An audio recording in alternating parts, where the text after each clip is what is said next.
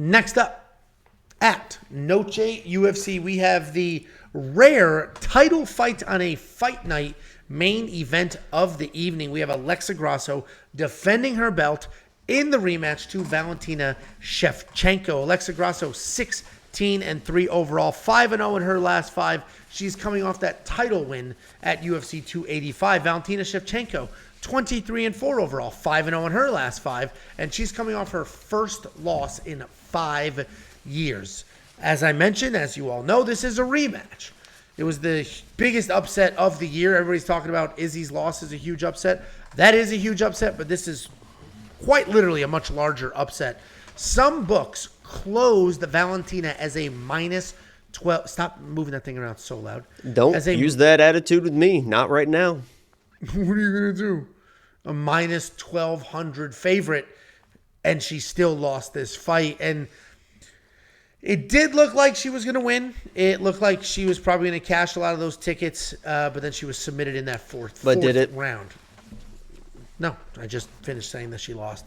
Alexa Grasso. No, but did it look like she was going to win is the question. Literally did. Go check the scorecards. 2-1 in the fourth. And she was losing the fourth, so it was going to be 2-2 going in the fifth.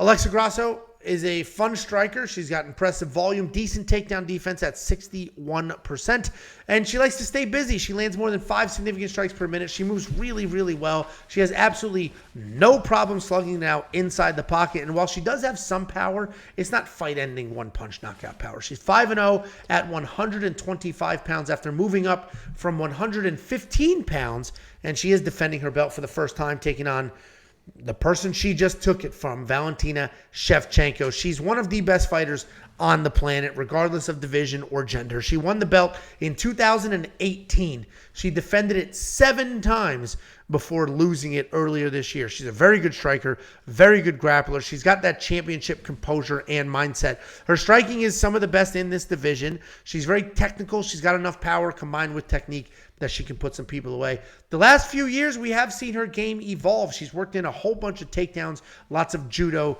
trips. She's got 25 takedowns in her last 6 fights, including 4 against Alexa Grasso. My instant gut reaction was Valentina's going to win this fight, right? Like, she should have won the first one. She arguably was going to win the first one, and that was my gut reaction. And this also could feel very much like, remember when Amanda Nunes lost her bet to Juliana Pena? Lost her bet. She was betting. Oh, my God. Lost her fight to Juliana Pena, and she was a massive favorite, lost that fight. She came back. She was still a favorite, but a small favorite. Something like this, the minus 160, something to that effect. And people were like, oh, I don't know. And it ended up being the greatest value we ever saw. This could be the same. Valentina went out there, was surprised by the striking. Alexa was winning those striking exchanges. And she was surprised by that, but in true champion mentality, she adjusted on the fly, came out second round, wrestled 1, came out third round, wrestled 1, came out fourth round, wrestled, was winning, got stood up, did some stupid bullshit, got her back taken, and got choked out. She could come back looking like a completely different person, ready to go, ready to wrestle a hard 5 rounds, ready to stay in her face, strike, do all the things, prepared. For all we know, she didn't take Alexa seriously. She was small, 115 pounds. Like, we don't know. But also, if I zoom out, well, Tyler Santos beat Valentina Shevchenko. Tyler Santos beat Valentina Shevchenko. Didn't get the nod on the scorecards, but Tyler Santos beat her. And it feels, you used the analogy before, like the Usman thing. It does feel something like that, where was champion of the world. You want me to do it? I'll do it right now because I got it right in front of me. Okay. Well, hold on. Because we were talking about Usman, and then you can go to your pick. So Usman, and I think everyone agrees, looked basically unbeatable. He basically looked unbeatable during his title range. Even that first Colby fight knocks him out, even though it was kind of a close going up to that fight. Then he does have a close fight with Colby, right? It was a rematch, but he has a close fight with Colby, right? So he wins that fight. Then he's going in against Leon. He fights Leon. He controls basically the entire fight. He's dominating that fight. He gets knocked out in the 5th round, and everyone is saying, oh, my God, it's a fluke. It's a fluke. He's going to win the rematch. He's going to win the rematch. He's going to dominate the rematch. That's not what happened. Usman was 35 years old going into the rematch.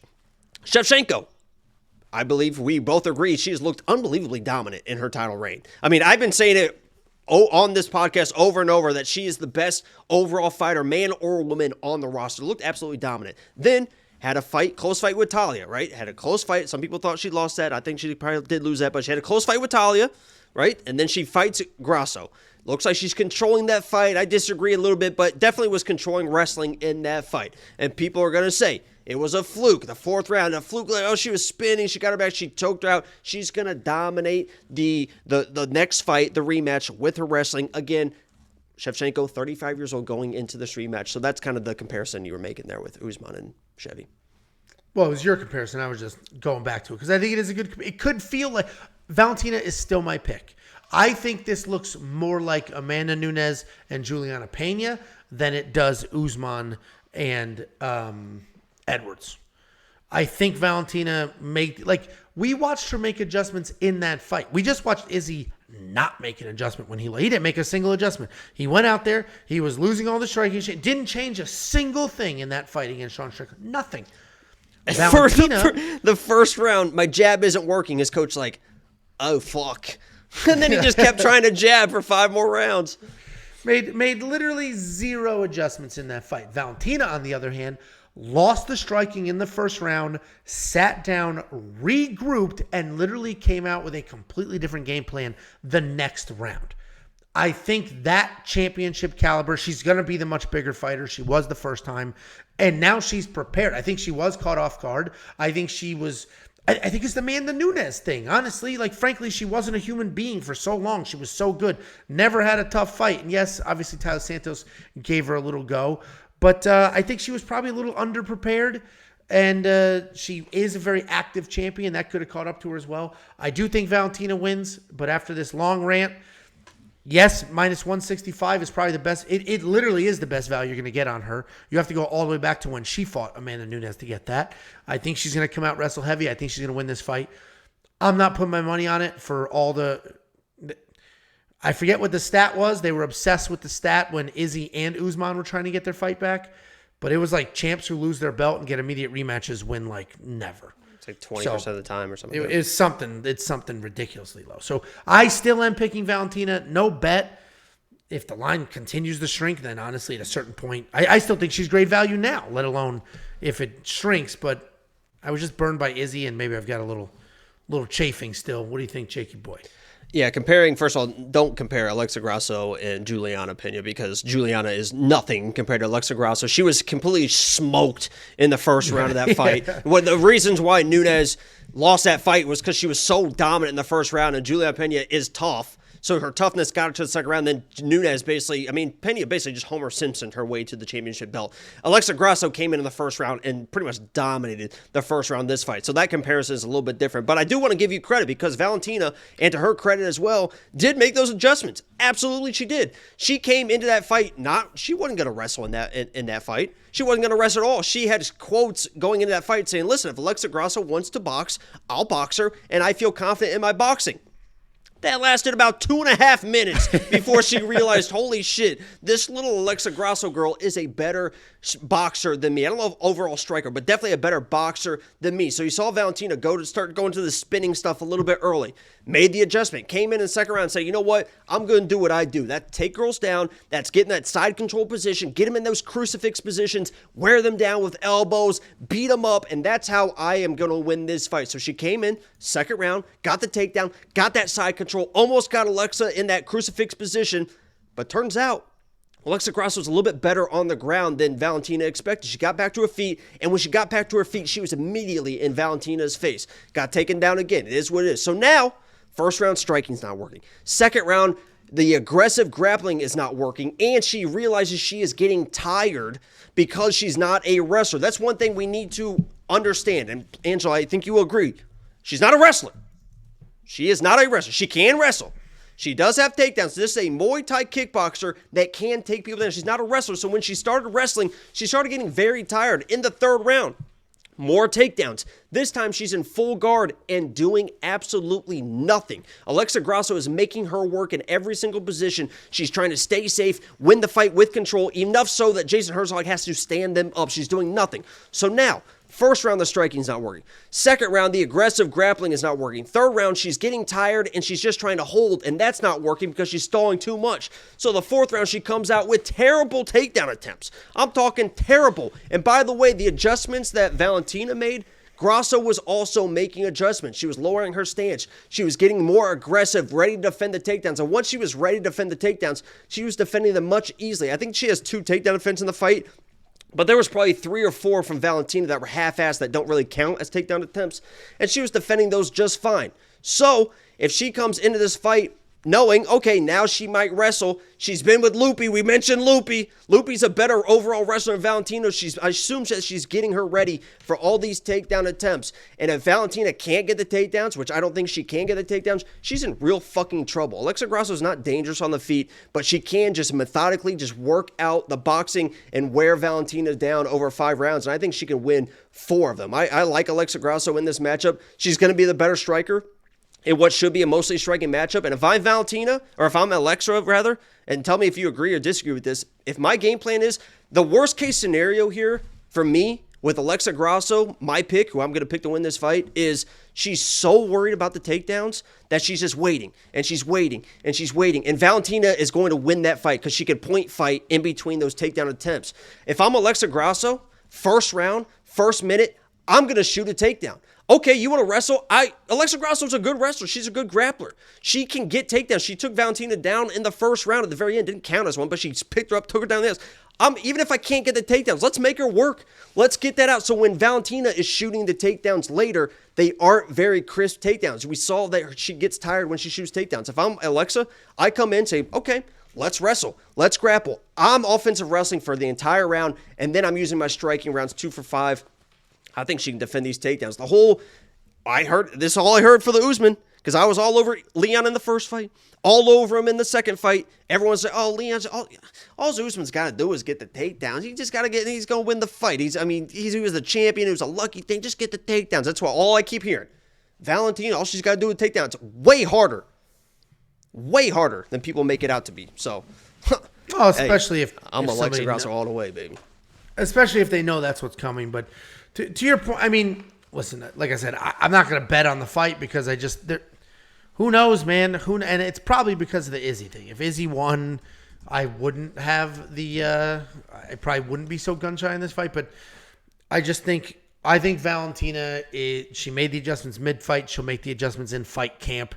Might have been the reality check she needed. Like, oh, okay, there are some. But I don't think she's that type of girl. And I don't think Nunes really didn't take Juliana serious. I think she just got tired, and that's what happens. I don't think Valentina's a type that would take a fight off. I don't even know not if you taking do somebody it. serious. You know what I mean? I don't think they do it consciously. I just think it's literally. But I don't think she seems like. She seems pretty fucking locked in at all times. Effort, you know what I mean? Yeah, could be. And the other thing that people mention too that's starting to creep up is her resume. That when you start looking back at who Chevy has been beating, it's not Talia Santos, we agree. I think we both think that Talia won that fight, so she lost to Talia. Then she's beaten Lauren Murphy. We agree Lauren Murphy is like, how she even, I still have no idea how Lauren Murphy ended up with a title shot. Then he backtracked to Jessica Andrade. At the time, Jessica Andrade's like, okay, she beat Andrade, but now we know Andrade is fucking terrible. Jennifer Maia, durable. Right, but not overly talented. Caitlin Chukagian before that. Liz Caramucci before that. Jessica I before that. And obviously she won the belt versus Joanna. But, her resume too is like, she can only beat who they give her. And it's not like Alexa's got this long list of killers. Well, she beat Macy Barber, who beat fucking one of the best fighters I've ever seen. One of the best female fighters of all time. Macy Barber knocked out in the second round, and Alexa Grasso came in and smoked her. And Alexa defended 8 takedowns versus Vivi 2 fights ago. She fought Carla Esparza. She lost that fight, but she defended 6 or 7 takedowns of Carla Esparza takedown. This whole narrative, she didn't know how to defend a takedown. It's very weird. Yeah, she was taken down, but she can defend. She knows what she's doing on the ground too. Yeah, listen, I'm picking Shevchenko, but it's a medium to low confidence pick here. So I'm just going to watch the main event, enjoy the main event. I would love if I am all about at this point, like burn it down. Let's move these divisions on. Let's just move. It's been fun, huh? All these young people winning all this stuff. Yeah, let's just move it on. Like, is he losing? I don't want to rematch. Don't rematch that. He looked horrible. Why do you want him as? I get it. They want to do the DDP fight. Let him sit out. Let DDP fight Sean Strickland. If DDP loses, you can still do DDP and Izzy. It won't be as big, but you can still do it. Well, then if people DDP are like, wins, DDP's going to get leapfrogged by Chimaev and Costa winner. But if DDP wins, then you can throw Izzy back in there. Like the dude, to his credit, fought a ton, and we appreciate that. Thank you as a fan. But I can't wait to see. Dude, looked awful. What we're going to have here is Alexa is for sure going to win this fight, and then we're going to have the Ribas Express and her to fight in November versus Luana Pinheiro. She's going to smoke her, and then we're going to get the title shot that we've all been waiting for, Alexa Grasso versus Amanda Ribas. Yeah, there you go. But anyway, I guess my point is I am ready for a lot of these long-time champs to move on. Let's have some newer, exciting fights. Like Aljo lost. Great. Now we got God knows what with Sean O'Malley. Izzy lost. Who knows what we're going to get with Sean Strickland? Valentina lost. We can get some interesting fights with Alexa Grasso. I'm all for it. Let's move on. Let's have some new, interesting fights and some new dominant champions. But anyway, $7,700 in DraftKings. If Alexa wins, it's just going to be well worth that money. $8,500 in DraftKings. I think Valentina. You might want to double this one up, frankly. If you think Valentina gets the wrestling going at any point, it's 5 rounds to work with here. $8,500 is a massive discount. And she did her camp too. I know she's there a lot. But she did that Tiger Muay Thai, and that's not a real wrestle heavy. And obviously they do wrestle. I'm not saying they don't wrestle. And she may not be. And I didn't even say she has to wrestle to win. I do think she will, but she may not. I fully believe that she is thinking just like Usman. There's nothing wrong with thinking. Usman, there was nothing wrong with people thinking that Usman should be able to get the takedowns again because he controlled that fight. And Valentina got those takedowns pretty easily. So in Usman's mind, I agree. He was probably like, oh, I'll just get the takedowns and I'll win. It didn't work, and he was in a fucking fucked up situation. Valentina, I fully believe that she believes I'll get the takedowns. I can get the takedowns, and I'm going to get the takedowns and win. But when she didn't get those takedowns, it's not like Alexa was like completely dominating the striking, but she was controlling the range and the combinations pretty well. And in front of those fans too, it's going to be hard for Valentina to win a close. That's serious though. Yeah, it's going to be hard for her to win a close decision in that arena on that night. So if rounds are close and it's mostly striking, Alexa looks clean. They're going to be crazy every time she lands on Valentina. So I mean, she's got that going for her as well. Well, and the UFC just made a custom Mexico belt for Alexa Grasso, too. Right. Valentina, long time. She never got a custom belt.